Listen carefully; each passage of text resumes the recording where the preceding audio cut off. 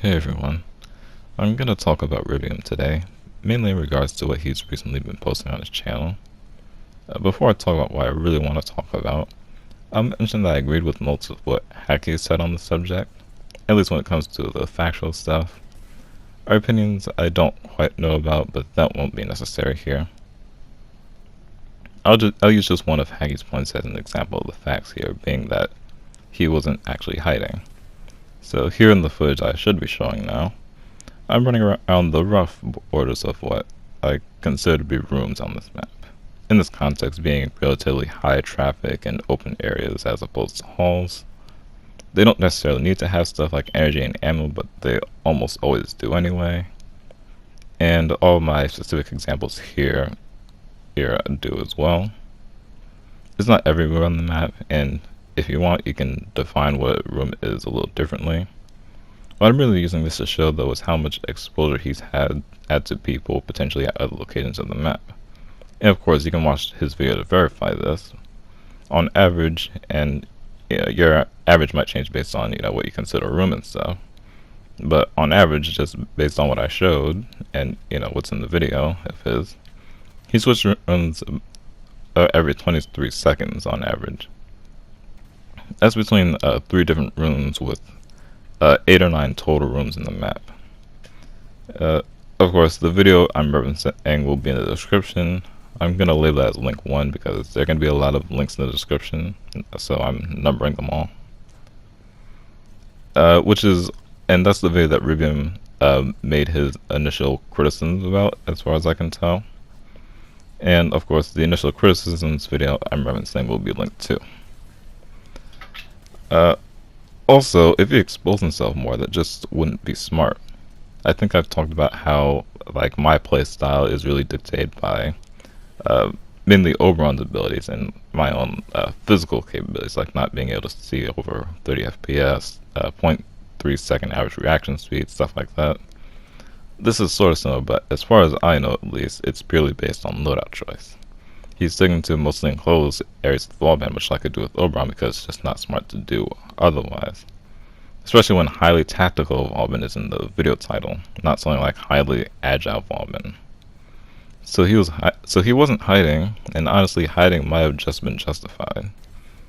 He uses a variety of playstyles regularly too, so supposedly hiding with wallband is a poor choice of criticism, because even if he was, that's not something that really defines his overall gameplay, which I'll talk more about later. There are definitely things I could criticize Hacky on too. Granted, I don't have any need to make a video on him because we more or less talk to each other on most days, so if something needs to be said against him, it's almost guaranteed to be said, even if not immediately. And there's consistently an understanding made too. I'll actually link a Psych2Go video about honesty, which I hope some of you find useful because it's related to what I just said. Link 3. With that said though, I don't know all the history between Hacky and Ribbium, so while I have no need to make videos on Hacky, even with us being near opposites in most regards, this stuff between him and Ribbium, and by extension both clans, is something I think is best handled with a public video, especially considering the already public state of this. Link 4 is another Ribbium video which I'll now be referencing. I don't know if what he said about the upload timing is true, because all those videos were uploaded on the same day as far as I can see. But what caught my attention is the claim that it didn't devalue anything that he said, along with the claim of hiding behind edited clips. Heck, he has plenty of full matches on his channel, as he showed before. And while that Vauban match definitely wasn't his best, he still contributed well to his team, having the second most damage and the second most kills and a positive KD. Much like in the video where I talked about L, which I can't remember what video that was, I am going to offer a way to change my mind, which I think is something that's almost always good to do. Something worth noting from, I think, Hacky's most recent Warframe livestream is that not everything he says is to be taken literally. That's also something opposite of what I do, seeing as everything I say is no more or less than exactly what I mean, with very few exceptions, most of which being honest mistakes. With that said, if you're going against someone's claims, whether it be his or someone else's, you should first make sure that it is completely serious. Uh, I would I would recommend asking for specification if needed. For example, I've heard many people claim that Hackey thinks he is the single best player in Conclave. And while I would say that it is reasonable to believe that, based on what he said about being a god and stuff, it's not reasonable to assume that, unless I missed something where he straight up said it. Once a person's claim is made clear, it will then be effective to go against it. Of course, I'm saying this in reference to Ribbium's most recent video, as of the time making the script at least, which will be link 5, where he claims that Hackey's comment was serious. Of course, there are other things you could criticize too, like playstyle, gear choices, and such. Stuff like that is a lot easier to make a valid case for, although it takes more to actually say enough to diminish a player's overall quality. Players like Hackey, who use a wide variety of gear, for example, would need quite a few individual aspects to be that impactful for criticism. So even if you make a case for Hackey's involvement being cheesy in some way, that's a relatively minor percentage of play.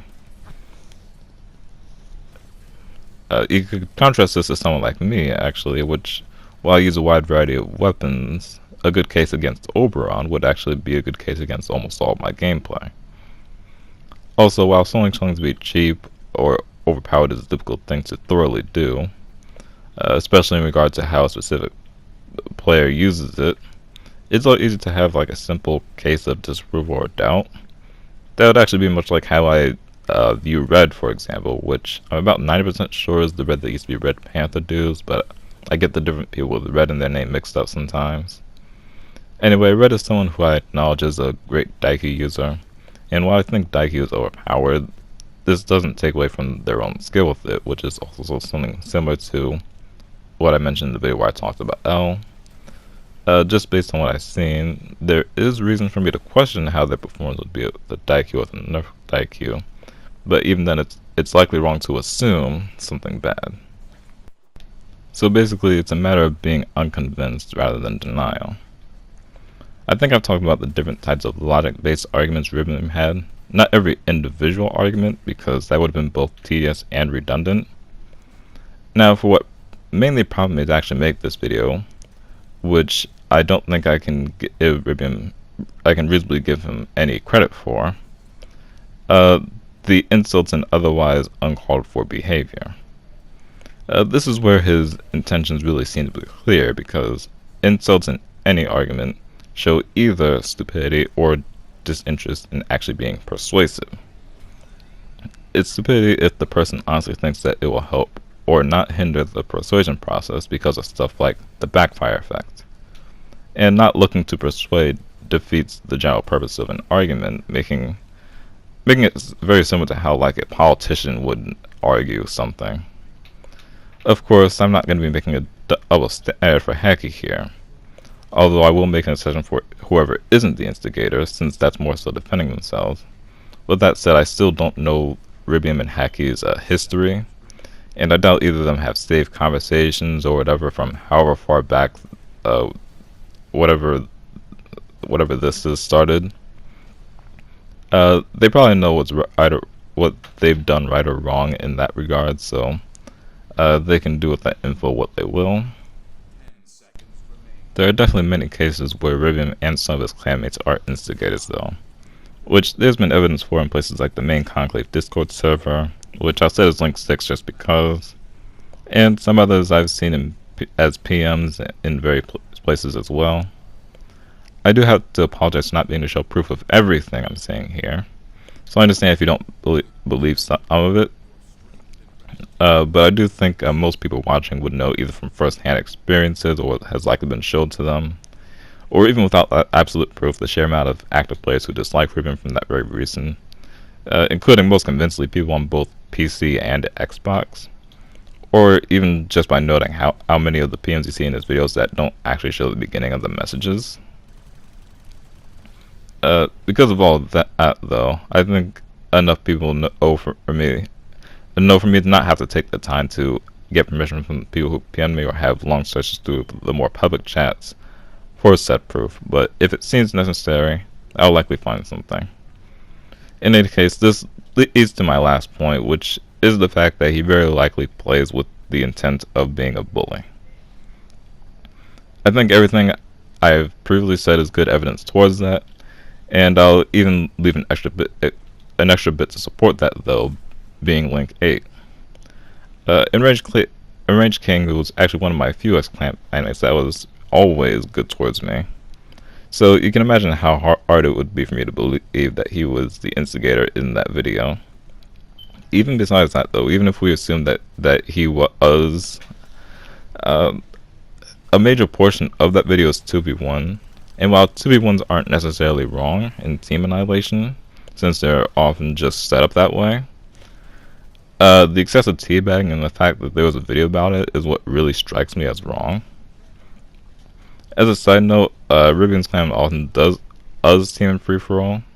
I don't have a video of that specifically, but I am showing some Team Annihilation gameplay which speaks for itself when you see Ribbium and one of his clanmates just standing out to the side, leaving me to fight two of his other clanmates alone, and even being a 3v1 at one point. If you need to see a free-for-all example, I'll try seeing if anyone has that. Although, this is another case of something many of you have likely experienced, and I think the Team Annihilation gameplay is enough. It'll be link 10 because it'll look more organized if I don't happen to get a link for it. Link 9 will sort of cover something from the link 8 video, which seems to also try to call out supposed hypocrisy in regards to King using Unitas. So link 9 is a video that I recently watched, which covered something I've actually been wanting to talk about for a while, but I found that and I decided, it's relevant here, and I'll just post it, and I probably won't feel the need to talk about it in any future videos. And it's sort of tangentially related, but it supports my point here, where King is essentially just fighting fire with fire. You don't have to play nice against those who don't, although I'll definitely encourage people to not go below such other people's levels, or even to go as low as celebrating when you're teamed up against one person. And just like as a last set of things here, I do have to say that I admire King's perseverance in that video. He always struck me as the sort of person who wouldn't be too bothered by these situations and just use them to get better. And I think that video really shows that. But anyway, that's about all I have to say on Ribbium for now. I don't quite know what to expect to come from this, but these are things I think just need to be said. Those of you who listen to some of my other monologues probably understand that, though. And if you don't understand that, I guess I'll try to be less confusing. Anyway, that's all for now. See ya.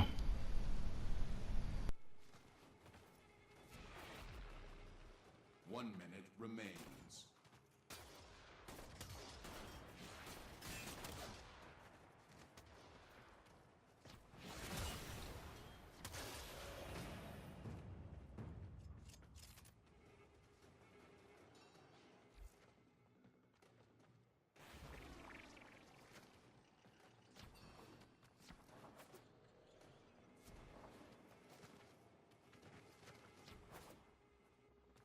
30 seconds remain.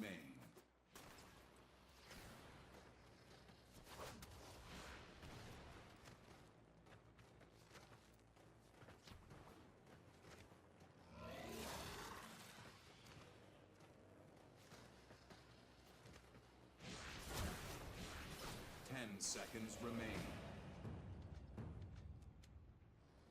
5, 4, 3, 2, 1.